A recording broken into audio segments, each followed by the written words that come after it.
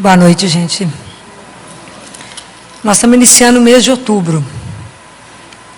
O mês de outubro é o mês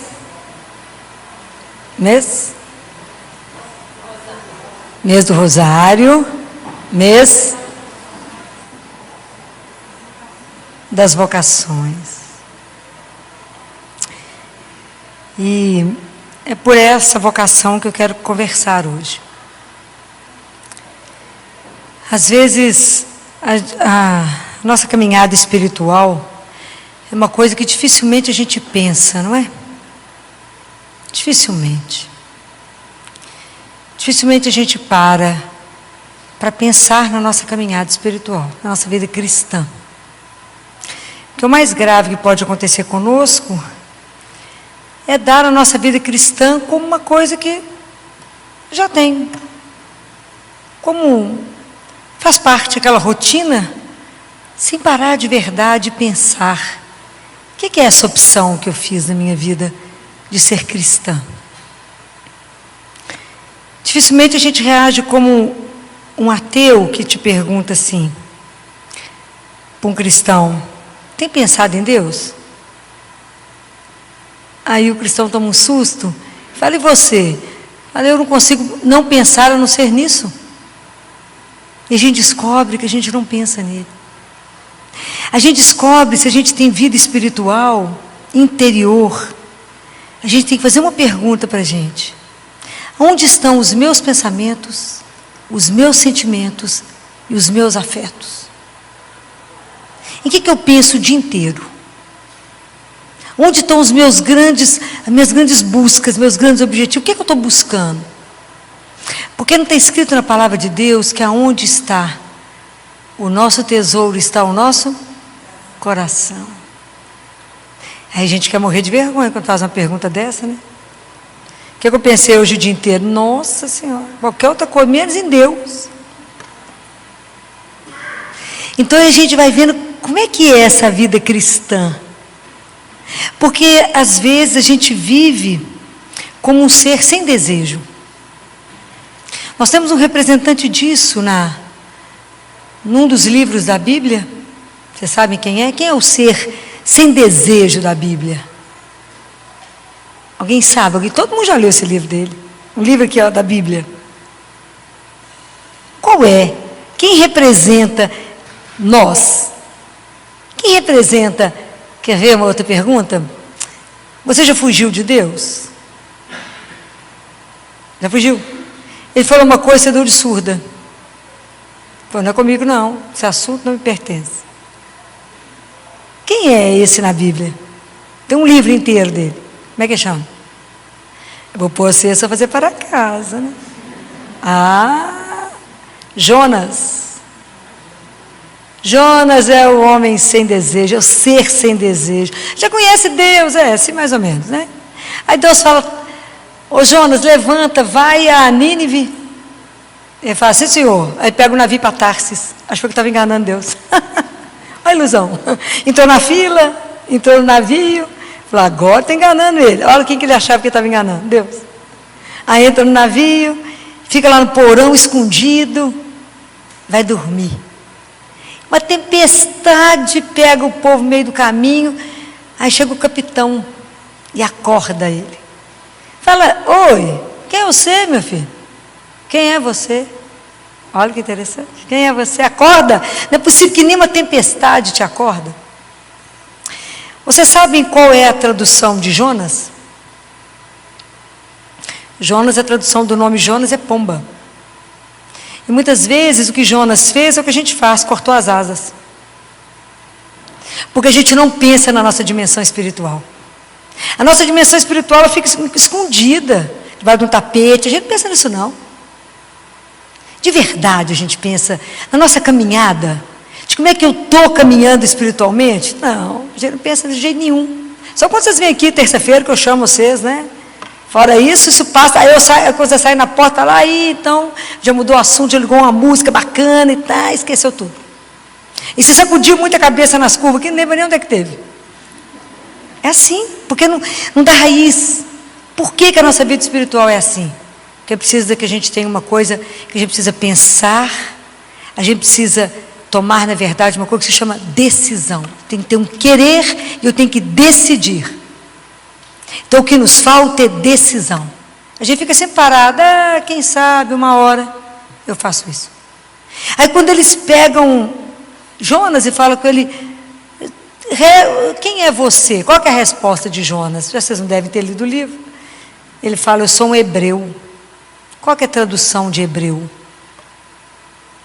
Ele tinha total consciência de que ele era. Eu sou um ser de passagem.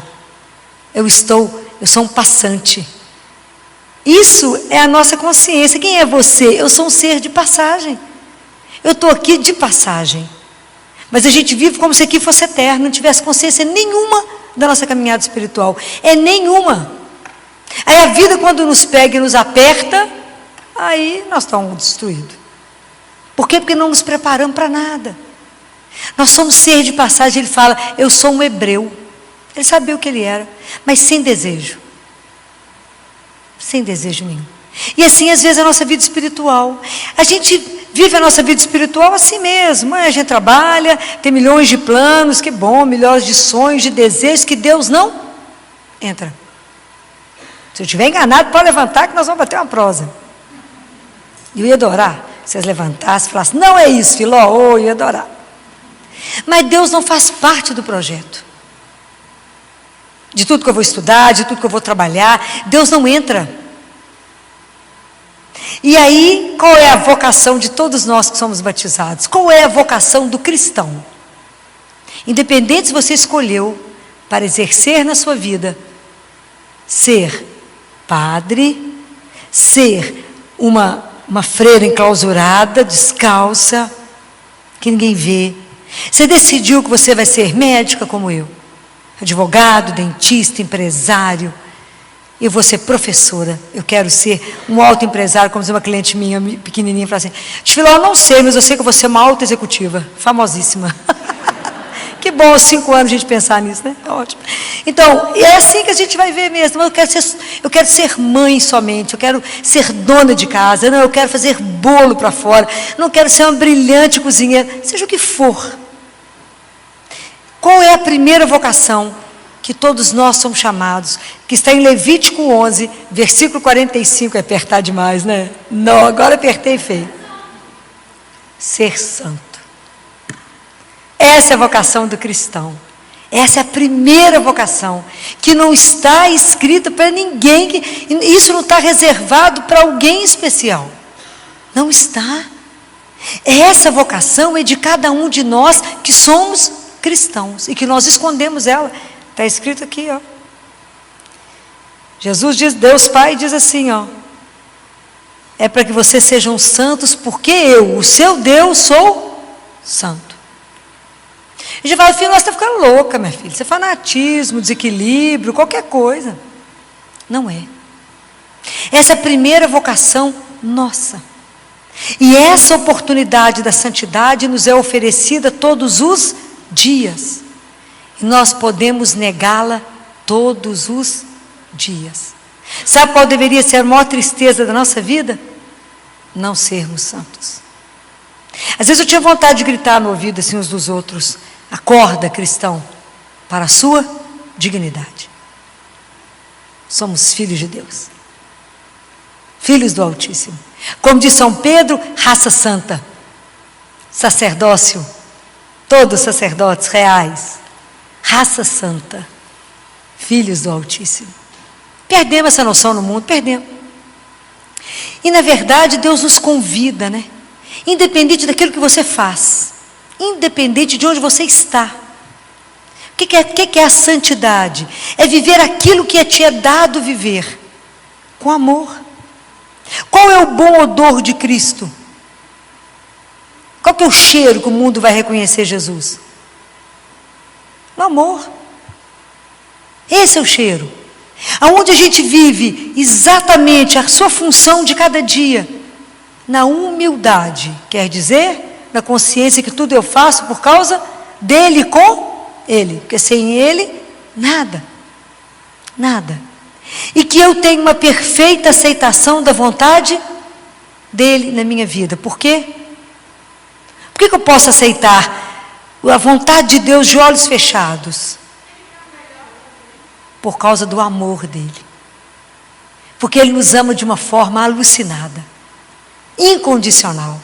E isso tem que estar gravado no coração de vocês, como tudo tem que estar gravado. Isso tem que estar um selo na vida de vocês. Deus me ama. E porque Ele me ama, Ele só tem o melhor. Essa é a confiança da criança. Por isso que a gente tem que pedir a Deus a confiança, a infância espiritual. Porque a criança, ela confia. Ela não tem dúvida. A criança não tem dúvida que um pai e uma mãe só vai fazer o bem? Vai fazer o melhor? Claro, nunca tem, nem passa na cabeça dele que pode acontecer alguma coisa contrária. E assim somos nós. Nós temos que ter confiança absoluta no amor, porque Deus não pega o amor dele e fraciona um pedacinho para você, um pedacinho para você, não. Guardem isso, é uma coisa, é tanto mistério, né, nessa relação de Deus conosco, porque é como se cada um fosse o filho único dele. E todo o amor que Deus tem é só para você. Já imaginou o dia que a gente for convencido disso? Nós vamos ficar insuportável. Insuportável. Eu tenho um pai que ninguém dá conta dele. O meu pai do céu. Ele me ama. Então, mas não aconteceu isso na sua vida? Eu falo, Deus seja louvado, é meu pai. Tenho certeza que ele deve ter peneirado e aconteceu só isso. Porque se fosse sem a ajuda dele, a coisa estava pior. Sabe aquela confiança incondicional? Por causa do amor. E é tão interessante que a gente fica achando que a gente tem que ter uma coisa grandiosa. Mas eu não dou conta de ser santo. Ninguém dá conta. Lembra das bem-aventuranças? Quando Jesus assentou, ele falou assim, olhando para o povo: felizes vós, os pobres. Felizes vós, os puros. Felizes vós, que buscam justiça. Felizes os... Porque, na verdade, qual é a matéria que Deus trabalha? A minha santificação e a sua santificação. A minha miséria, a minha fragilidade. É ali que Ele trabalha. É onde eu não sou nada, é que Deus faz. Compreendem? Porque se a gente estiver cheio, Deus não tem espaço. Eu tenho que estar vazio. É aí que Deus trabalha, mas eu só tenho um tanto de nada, Ele sabe disso. É aí que Ele pega e fala, é aí, minha filha, que eu vou te transformar. Então, se vocês observarem, quando o povo pede para Jesus um milagre, um sinal, o que Jesus responde? Ele fala assim, o único sinal que vos será dado é o sinal de Jonas. Vocês estão agora melhorando. É o sinal de Jonas, que é o sinal... O que aconteceu com o Jonas? Ele foi transformado. Num ser sem desejo, num ser que achava que a salvação era só para ele, para poder entender que Deus quer a salvação de todos, que Deus quer uma relação íntima com todos, que Deus quer que cada um de nós, aonde a gente esteja, a gente revele uma presença de um Deus vivo, porque Deus é vivo. Nós não podemos entender ou achar, viver sem esse ser de desejo, esse ser morto, né? A sídia da alma, né? Essa coisa, essa tristeza, você tem assim, o que você tem? Nada. O que aconteceu? Nada. O que você quer? Nada. Que povo não quer nada, não gosta de nada, não quer, tanto faz nada. Presta atenção. Né? O povo de Deus tem que ser um povo, né? Que tem desejo, né? Tem desejo. Aí uma vez teve uma conversa de um santo com um jovem, e que ele disse assim para ele, a gente é chamado, falou com ele, a nossa vocação é ser santo. Ele disse, mas isso não é para mim não, porque eu sou muito ambicioso. Ele falou, mas aqui sentado na sua frente está alguém que é mais ambicioso que você, e que talvez você não tenha dimensão. Porque eu ambiciono 3 coisas no mundo. A primeira, eu quero ver e me encontrar e estar com Jesus, que Ele é o Filho de Deus. Segundo, eu quero o paraíso, que é onde Ele mora, que é a alegria dele. E terceiro, eu quero a vida eterna. Só isso que eu quero. Então, o que adianta o homem resolver todos os problemas da vida dele e lutar e buscar por tantas coisas, se ele perde a única coisa que nos é necessária, que é Deus? Hoje não é o evangelho de Marta? E Maria, Marta, você se preocupa com muita coisa, Marta, mas somente uma coisa vos é necessária. E a única coisa que nos é necessária é Deus. E o mundo te enrola para achar que você tem um monte de necessidade que é mentira. Mas nos enrola. A gente passa a ter cada necessidade, uma coisa louca. É só lançar uma liquidação que você fala, como que eu vivi sem isso até hoje? Passava sem isso facilmente. Solta uma liquidação, pô, faz fila e as mulheres se matam, né? Uma coisa louca, como é que vivia sem aquilo que não sabia que existia? E a gente desconhece o que nos é necessário, que é Deus. Mas para que eu possa viver essa relação com Deus, é tão interessante, né? Que a gente precisa ser de desejo.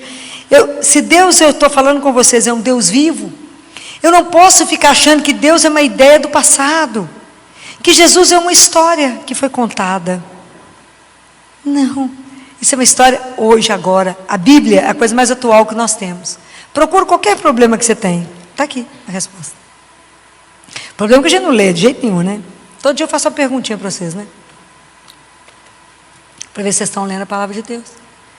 Então, como a gente não se ocupa, a gente fica achando que Deus é uma coisa do passado. E que nós estamos soltos e perdidos aqui mesmo. E que essa palavra de Deus não tem mais força em nós. E a gente observa que no mundo tem dois grupos. Um que está escrito que já conhece o Senhor. Que já conhece que somos nós. E para nós, a força da palavra, a palavra de Deus tem uma força. Apesar de muitas vezes a gente ainda não vivê-la.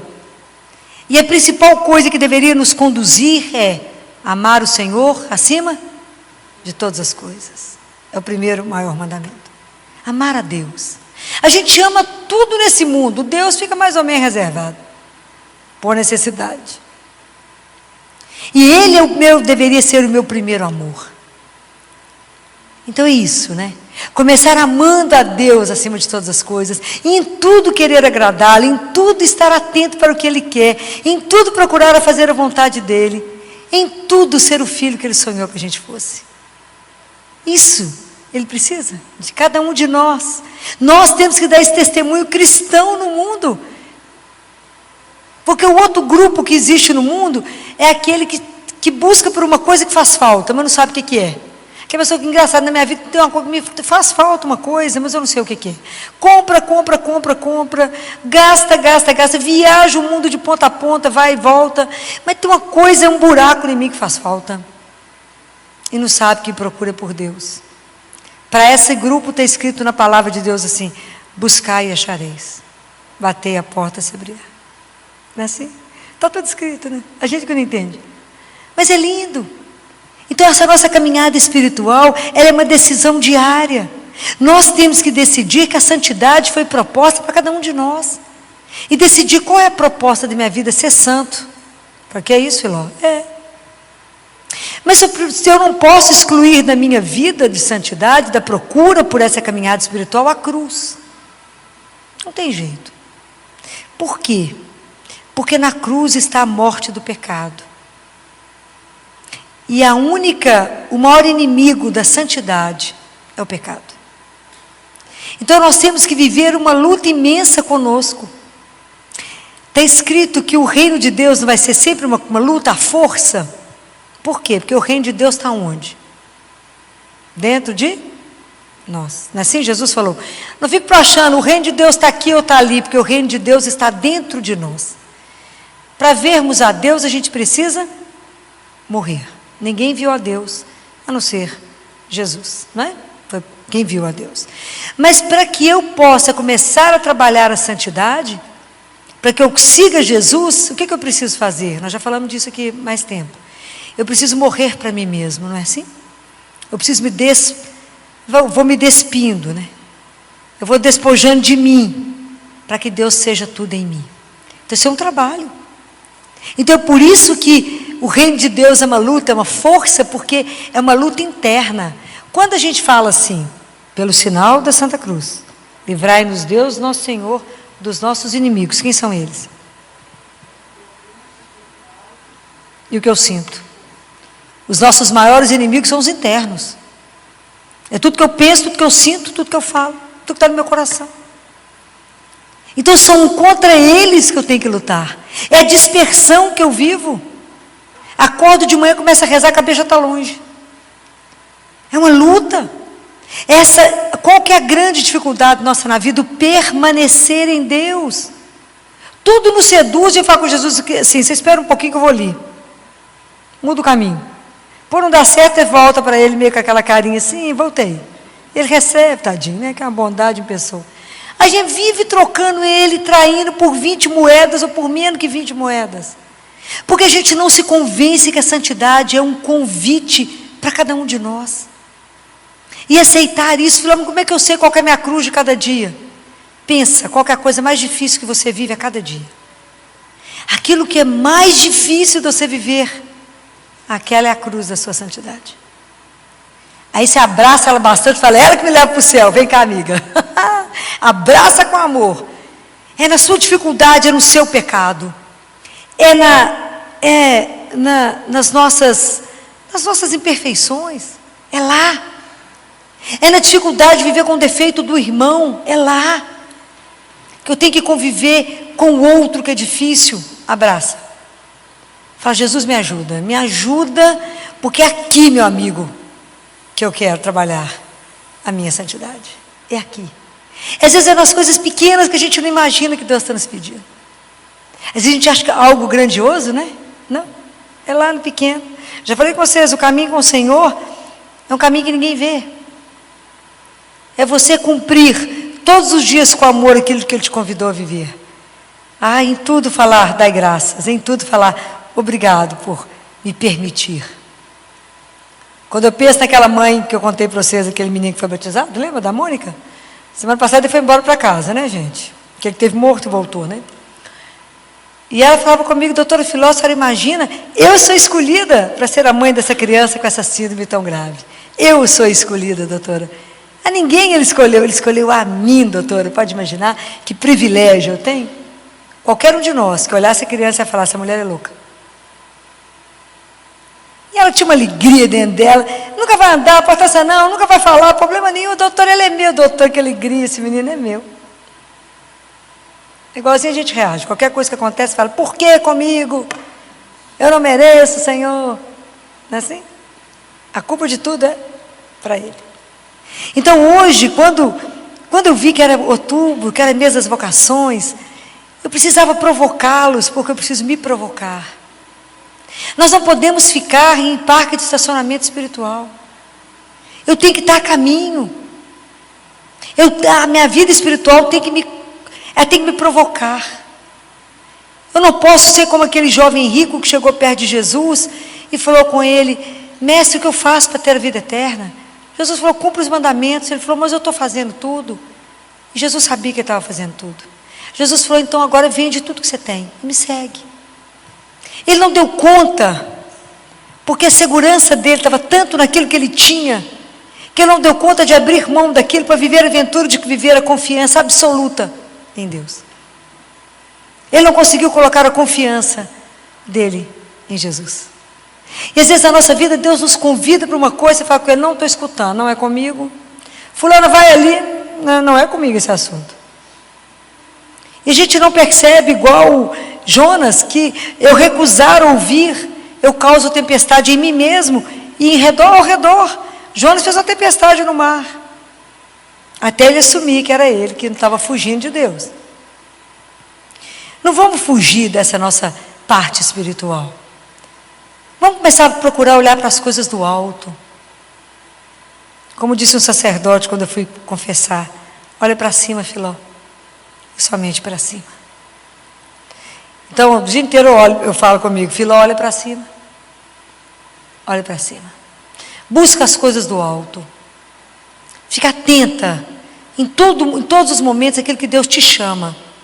Lembra que a nossa vocação é de sermos santos aos olhos de Deus. É viver a vontade dEle em tudo. É viver com amor aquilo que Ele pediu que eu vivesse. A gente fica achando, Filó, mas esse assunto é muito difícil para nós, não é não?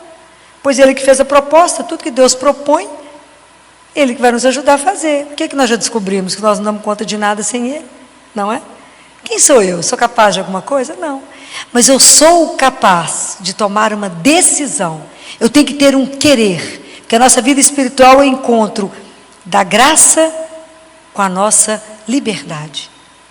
A gente pode sair daqui e falar, eu nunca mais quero esse assunto, mas eu posso falar, eu quero, Senhor, ser santo, trabalhe em mim. É diferente. Então eu tenho que pensar na minha vida espiritual e falar, nossa, Senhor, minha vida espiritual é um nada. Eu me contento, eu ainda não sei viver a fé com a minha vida. Eu dissocio. A fé é só o dia que eu vou na igreja. E a minha vida é como se ela caminhasse à parte. Não pode. Tudo na minha vida tem que estar pautado porque eu tenho Deus como Senhor da minha vida. Isso será completamente diferente. Sua forma de pensar, sua forma de agir, sua forma de viver é completamente diferente. Porque eu estou na presença de Deus. Não é assim que ele fala para Abraão? Anda na minha presença. Isso é íntegro. Tomar a consciência cada dia que eu levanto que eu estou na presença de Deus. O que você vai fazer de errado? Você está na presença de Deus. Nos falta essa consciência. Nos falta consciência de que Deus caminha conosco. Senhor, eu quero responder o que o Senhor escreveu aqui em Levítico, eu quero ser santa, porque eu quero ir para o céu. Mas o Senhor sabe da distância, do desejo, para que eu possa realizar isso. Mas no meio disso, existe uma coisa, o amor do Senhor, e é o meu desejo de permanecer colada no Senhor Jesus, que essa seiva que vai me dar a força, porque sem Ele eu não sou nada. Então me dá a graça de permanecer e dê a Ele o documento de que Ele possa fazer na sua vida aquilo que Ele quiser. Mas para isso a gente tem que ter a confiança que Deus só vai fazer o melhor. Não é difícil? Difícil. Eu volto a falar com vocês aquilo que Ele falou para Gabriele. Gabriele, tanta gente já me dá a mão para andar junto, mas quantos será que terão a coragem de fechar os olhos e me deixar ir, fazer o que eu quiser fazer? Nos falta confiança. Ele diz assim, por acaso vocês já pensaram que você ainda não nasceu? Você já pensou nisso? Ele pergunta isso para ela. Ela fala com ele, como é que é, Senhor? Eu não nasci? Ele fala, Gabriele, você ainda não nasceu para a vida verdadeira. Para aquela vida que não vai ter doença, Gabriele. Não tem morte, não tem sofrimento, não tem nada, Gabriele. Então prepare esse dia, esse é o dia da morte, não é? Prepare esse dia, Gabriele, como uma festa que você organiza aqui na terra. Cuida dos detalhes de tudo, Gabriele. Faça isso como uma grande festa. O resto, eu preparo de lá. Isso é uma coisa louca, não é? Mas não diga que a gente tiver fé suficiente para isso. Fala, o que você está preparando com tanto cuidado? O dia da minha morte. Ah, coitada, ficou louca. Não. Mas eu estou me preparando, porque na verdade, se a gente pensar, a gente nasceu para esse dia, para voltar para a casa do nosso Pai. Essa é uma coisa escandalosa de maravilhoso, né? Porque eu não dou conta nem de pensar nisso, de tão bom que vai ser. Então, pensar que enquanto eu estou a caminho, eu tenho que me preparar. E a nossa vocação é da santidade. Não permita que a sua vida espiritual esteja no piloto automático, na inércia. Aquela coisa sem desejo, aquela atonia da alma, aquilo que eu acho que eu já ganhei. Entenda que o maior tesouro que nós temos na vida é tomar consciência que somos amados. Mas o fato de eu tomar consciência disso não significa que eu tomei posse disso, compreendem? Uma coisa é eu saber que eu tenho um tesouro, outra coisa é viver desse tesouro. O dia que a gente tomar posse, nós vamos vender qualquer coisa. Não é assim a parábola? Que aquele homem que descobriu um tesouro, que sai, volta e vende tudo? É esse tesouro, é essa certeza que eu sou a filha única, amada do meu Pai. Nossa, eu vou viver para Ele. Tudo que eu fizer, eu tenho que pensar, isso agrada ao meu Pai? Isso está de acordo com o meu Pai? Vou fazer isso e sob o olhar dele, o Senhor está de acordo? Viver em profunda unidade, comunhão. Em relação profunda de amor com Deus. Você vê que é uma vocação simples, né, gente? Que eu propus hoje, né? Coisa bem discreta. Mas não podemos esquecer que essa é a nossa vocação. Esse é o primeiro chamado. Se estamos guardando isso, escondendo isso, a gente pensa que a gente está adiando a nossa vida espiritual. Nós estamos adiando começar a nossa vida. E não se esqueçam, assim como a parábola, lembra da parábola dos vinhateiros, que o Senhor chamou um que foi às 9 da manhã, outro foi meio-dia, outro foi às 3 da tarde, outro foi 6. É porque em todos os momentos, aí esse é um significado, não é? Deus vem à nossa vida. E seja jovem, seja criança, seja idade madura, seja na terceira idade, em todos os momentos Deus vem à nossa vida. A gente só precisa deixar, estar aberta para que Ele venha. Fala, Senhor, vem agora. Agora eu quero. Agora eu me decidi. Eu decido agora que eu quero fazer um caminho novo. Eu não quero ter a vida espiritual tão reduzida, Senhor, a uma missa, a quem sabe a um grupo de oração, a confissão uma vez por ano. Às vezes eu estou reduzindo demais, a nem pegar a palavra de Deus, a não meditar de verdade, e a ter o meu coração parado somente naquilo que não me leva a lugar nenhum, naquilo que eu vou ter que deixar, quando o Senhor me chamar. Eu estou colocando a minha riqueza onde ela não é a riqueza. Eu estou colocando as minhas preocupações naquilo que não vai me sustentar. Então eu preciso ter coragem da gente se ver, se avaliar e decidir. A dificuldade na nossa vida espiritual não são os obstáculos, não são as coisas que colocam no nosso caminho. A dificuldade da nossa vida espiritual está na nossa falta de decisão. A gente não sabe se de verdade a gente quer ou não caminhar com Deus. É isso que nós cristãos precisamos decidir. Eu acho que hoje chegou o tempo em que os batizados precisam ser reevangelizados. A viver de verdade, a proclamar que somente Jesus é o nosso Senhor. Nós estamos com a vida muito dividida e nós temos muitos senhores dentro de nós e dificilmente nos curvamos ao verdadeiro Deus. Precisamos realmente parar e pensar. O mês de outubro é para a gente pensar. A minha vocação é a de ser santo. Então, que cada um de nós pense nisso hoje. Não só hoje, mas que esse assunto possa incomodá-los. E lembrar da sua dignidade. Que às vezes você não está andando e não está vivendo com a dignidade que esse nome te faz. E que Deus permita que o nosso processo de santificação, que teve início no nosso batismo começou o nosso processo de santificação, não seja interrompido, mas que por intercessão de Nossa Senhora, nossa Mãe, esse processo seja um contínuo até o momento da gente sair daqui, abrir a porta e voltar para a casa do nosso Pai. Que Nossa Senhora, que a nossa Mãe, interceda por nós, junto a Deus, e que nos forme os santos de Deus. Louvado seja nosso Senhor Jesus Cristo. Para sempre seja louvado.